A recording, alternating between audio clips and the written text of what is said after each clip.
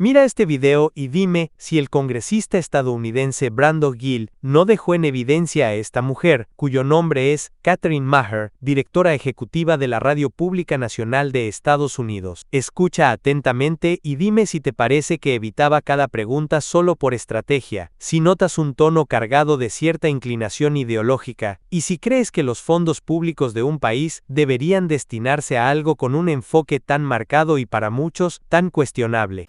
Miss Marr, I want to start with you. Just generally, would you say you generally agree or disagree with the following statement?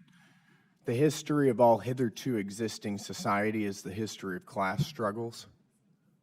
I would not say I agree with that, sir. You're not. That's good to hear. It's interesting because a lot of your thinking, as expressed by your public statements, is deeply infused with economic and cultural Marxism. Do you believe that America is addicted to white supremacy? I believe that I tweeted that, and as I've said earlier, I believe much of my thinking has evolved over the last half decade. It has evolved. Why did you tweet that? I don't recall the exact context, sir, so I wouldn't be able to say. Okay. Do you believe that America believes in black plunder and white democracy? I don't believe that, sir. You tweeted that in reference to a book you were reading at the time, apparently, The Case for Reparations. I don't think I've ever read that book, sir. You tweeted about it. You said you took a day off to fully read The Case for Reparations. You put that on Twitter in January of 2020. Apologies, I don't recall that I did. Okay. I'd no doubt that your tweet there is correct, but I don't recall that. Okay. Do you believe that white people inherently feel superior to other races? I do not. You don't? You tweeted something to that effect. You said, I grew up feeling superior. How white of me. Why did you tweet that? I think I was probably reflecting on what it was to grow up in an environment where I had lots of advantages. It sounds like you're saying that white people feel superior. I don't believe that anybody feels that way, sir. I was just reflecting on my own experiences. Do you think that white people should pay reparations? I've never said that, sir. Yes, you did. You said it in January of 2020. You tweeted, yes, the North, yes, all of us, yes, America, yes, our original collective sin and unpaid debt, yes, reparations, yes, on this day. I don't believe that was a reference to fiscal reparations, sir. What kind of reparations was it a reference to? I think it was just a reference to the idea that we all owe much to the people who came before us. That's a bizarre way to frame what you tweeted. Okay, how much reparations have you personally paid? Sir, I don't believe that I've ever paid reparations. Okay, it's just for everybody else.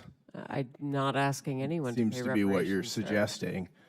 Do you believe that looting is morally wrong? I believe that looting is illegal, and I refer to it as counterproductive. I think it should be prosecuted. Do you believe it's morally wrong, though? Of course. Of course. Then why did you refer to it as counterproductive? It's a very different way to describe it. It is both morally wrong and counterproductive, as well as being illegal. You tweeted, it's hard to be mad about protests in reference to the BLM protests, not prioritizing the private property of a system of oppression. You didn't condemn the looting. You said that it was counterproductive.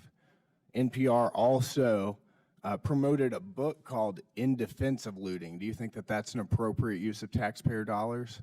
I'm unfamiliar with that book, sir, and I don't believe that was at my time at NPR. You tweeted that you read that book, but I don't believe that I did read that book, sir. Do you think that a few years ago, NPR educated America about, quote, the whole community of genderqueer dinosaur enthusiasts? Do you think that that's an appropriate use of tax dollars? I was not at NPR at the time, sir. That's not the question, though. Do you think that that's an appropriate use of our tax dollars? I think our tax dollars that we use are to be able to provide a wide range of perspectives. I'll take that as a yes. You do believe that that's appropriate.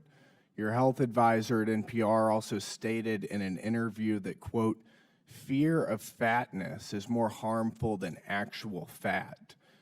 Would you like to explain how fear of fatness is more harmful than actual fat? That's an editorial at NPR. I am not familiar with the editorial, and I don't believe that was published during my time here. It's called Diet Culture is Everywhere. Here's how to fight it. Do you think that that's an appropriate use of taxpayer dollars? I think any reporting on health is an appropriate use of taxpayer dollars, yes. And you think that editorializing that fat is not unhealthy is appropriate? I don't know what that article is, sir, and I'm not familiar with it, so This I couldn't is say. fake news. Do you think that basic accommodations like doorways or seat belts represent, quote, latent fat phobia? I don't have an opinion. It's on that, also sir. from NPR. Do you think Civility is racist? No, sir. No. Well, your outlet ran an article entitled, quote, When Civility is Used as a Cudgel Against People of Color. That was on All Things Considered. Would you like to explain? I'm not on the editorial side, sir. I'm not familiar with that story. You talk about how NPR is news. This is editorialization, and I'll read it. For many people of color in the United States, civility isn't so much social lubricant as it is a vehicle for containing them, preventing social mobility, and preserving the status quo. This is garbage. I'll spend all of my time doing everything I can to ensure you guys never get another dollar of taxpayer funding. This is complete garbage. Thank you, Madam Chair. Cada vez es más evidente cómo ciertos sectores con poder en los medios y la burocracia pública están utilizando recursos financiados por todos, sí, los impuestos de millones de ciudadanos comunes, para impulsar contenidos y campañas que poco o nada tienen que ver con el bienestar general. En lugar de invertir en educación real, seguridad o salud pública, vemos cómo se asignan fondos a programas centrados en ideas altamente ideologizadas que no representan a la mayoría. Se habla de inclusión, pero lo que vemos es una obsesión con imponer narrativas forzadas, campañas contra la gordofobia, que acaban normalizando estilos de vida insalubres, contenidos que reducen los problemas raciales a discursos simplistas, y por increíble que suene, proyectos que promueven conceptos como dinosaurios queer, en espacios educativos o culturales, todo pagado con el dinero de los contribuyentes. Lo más grave no es solo el contenido en sí, sino el desprecio implícito hacia quienes no comparten esa visión. Millones de ciudadanos trabajan duro, cumplen con sus obligaciones, y ni siquiera se sienten representados por esas agendas, pero aún así, son obligados a financiarlas. No es diversidad si una sola ideología domina la conversación pública con dinero que es de todos. El debate no es sobre censura, sino sobre responsabilidad y respeto por quienes sostienen al Estado. La neutralidad debería ser el mínimo en lo que se financia con fondos públicos. Lo que está ocurriendo no es neutral, es selectivo, excluyente y en muchos casos abiertamente provocador.